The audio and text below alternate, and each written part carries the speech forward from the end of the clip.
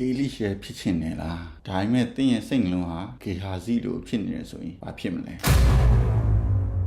ချစ်တော်ညီကောင်မောင်နှမတို့လူအများစုကအေလိရှဲလိုဖခင်အသုံးပြုတဲ့လူဖြစ်ချင်ကြတယ်တကူတွေရချင်တယ်ကောင်းကြီးတွေရချင်တယ်ဖခင်ရဲ့အမှုတော်မှာအောင်မြင်ချင်တယ်ဒါပေမဲ့မေးစရာတစ်ခုရှိတယ်ကျွန်တော်တို့ရဲ့စိတ်နှလုံးကအေလိရှဲနဲ့တူလားဂေဟာဇီနဲ့တူနေလားအေလိရှဲဟာဖခင်သခင်ကိုဦးစားပေးခဲ့တယ်သူ့ဆရာအေလိယကိုမစွန့်လွတ်ခဲ့ဘူးတခြားသူတွေအိမ်ပြန်သွားချင်တဲ့အချိန်မှာတော့အေလိရှဲကကိုရောအရှင်လားကျွန်တော်ဒီကိုရောဆုံးပါပြောခဲ့တယ်။ဒါကြောင့်သူဟာဝိညာဉ်တော်နှဆရခဲ့တယ်။ဒါပေမဲ့ဂေဟာဇီကိုကြည့်ပါ။သူလည်း Prophet Elisha အနားမှာအမြဲတမ်းရှိနေတဲ့သူပဲ။အံ့ဖွယ်အမှုတွေကိုအမြဲတမ်းမြင်နေရတယ်။ဖခင်ရဲ့လှုပ်ဆောင်မှုတွေကိုသူတွေ့ခဲ့တယ်။ဒါပေမဲ့သူ့ရဲ့နှလုံးသားထဲမှာလောဘတရားတွေရှိနေခဲ့တယ်။ဒီမှန်စီကနေငွေနဲ့အဝတ်တွေရဖို့သူလိမ်လည်ခဲ့တယ်။လူတွေရှေ့မှာတန့်ရှင်းတဲ့ပုံစံနဲ့နေပေမဲ့ဖခင်ရဲ့ရှေ့မှာတော့သူ့ရဲ့နှလုံးသားကိုသူဖုံးကွယ်လို့မရခဲ့ဘူး။ဒီနေ့လည်းအဲ့ဒီလိုပဲဖြစ်နိုင်ပါတယ်ကျွန်တော်တို့က